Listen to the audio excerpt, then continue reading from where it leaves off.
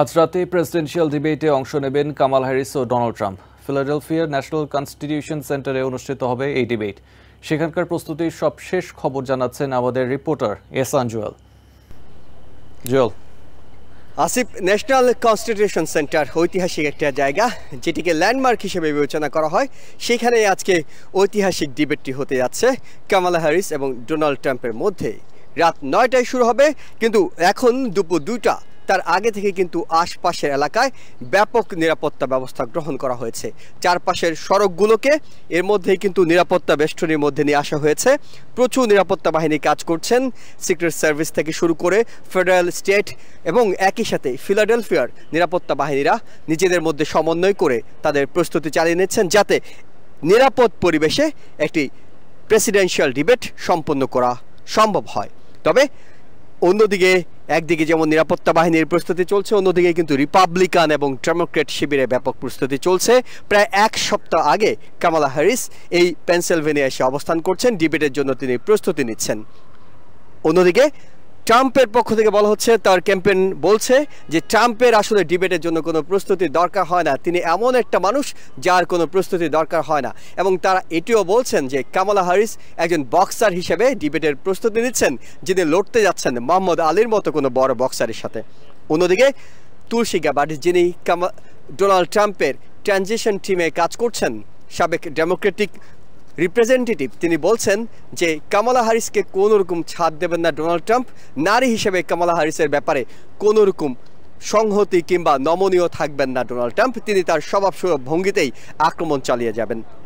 যখন Donald Trump আক্রমণের প্রস্তুতি নিচ্ছেন, অন্যদিকে কামালা হ্যারিস ফোকাস করছেন, তার শিবির ফোকাস করছে সামনের দিনগুলোতে কোন নীতিতে আসলে তিনি আমেরিকাকে চালিয়ে নিতে চান সেগুলোর দিকে। এবং তিনি স্পষ্ট করে বলছেন যে অতীতে ফিরে যাওয়ার কোনো সুযোগ নেই, যেখানে ডোনাল্ড ট্রাম্প বলছে আবারও আমেরিকাকে গ্রেট হিসেবে প্রমাণ করার কথা বলছেন, কিন্তু কামালা হ্যারিস বলছেন আবারও মানে তিনি পুরনো দিনে ফিরে যেতে চাচ্ছেন। কিন্তু কামালা হ্যারিস সামনের দিনগুলোকে ফোকাস করবেন এবং যথারীতি যে বিতর্কটি হবে আজকে রাত 9টায় এবিসি নিউজের দুজন উপস্থাপক এটি পরিচালনা করবেন এবং তারা এর মধ্যেই কিন্তু ভবনের ভিতরে প্রবেশ করে নানা প্রস্তুতির সবশেষ খুঁটিনাটি বিষয়গুলো দেখে নিচ্ছেন।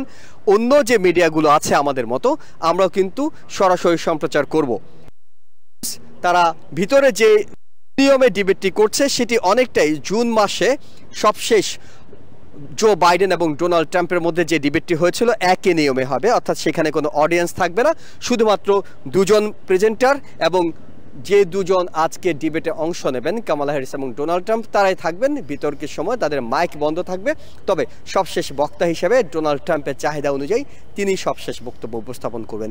প্রায় 1.5 ঘন্টা ধরে এই ডিবেটটি চলবে, যেটির দিকে পুরো আমেরিকান মানুষ তো তাকিয়ে আছেনই, পুরো বিশ্বের অনেক রাজনৈতিক সচেতন মানুষরা তাকিয়ে আছেন, বিশেষ করে ডোনাল্ড ট্রাম্প কোন পথে হাঁটেন এবং কামালা হ্যারিস সামনের দিনগুলোতে তিনি দায়িত্ব পেলে কোন পথে আমেরিকাকে পরিচালনা করবেন, বিশেষ করে ইমিগ্রেশন এবং অর্থনীতি, এই দুটো বিষয় ডোনাল্ড ট্রাম্প আপত্তি জানাবেন। অর্থাৎ কামালা হ্যারিস দায়িত্বে থাকার সময় ভাইস প্রেসিডেন্ট হিসেবে প্রায় 4 বছর দায়িত্ব পালনকালীন সময়ে তিনি কি করেছেন, তার দুর্বলতাগুলো তিনি প্রত্যেকটা পয়েন্ট খুঁটিয়ে খুঁটিয়ে ফুটিয়ে তোলার চেষ্টা করবেন। অন্যদিকে কামালা হ্যারিস সামনের দিনগুলোতে এই সব বিষয়ে নতুন কি নিয়ম আনবেন কিংবা নতুন কোনো পরিবর্তন আনবেন কিনা, যদিও তিনি আগেই এক ধরনের নির্দেশনা কিংবা এক ধরনের দিক নির্দেশনা জানিয়েছিলেন যে তিনি তার নীতিতে কোনো পরিবর্তন আনবেন না।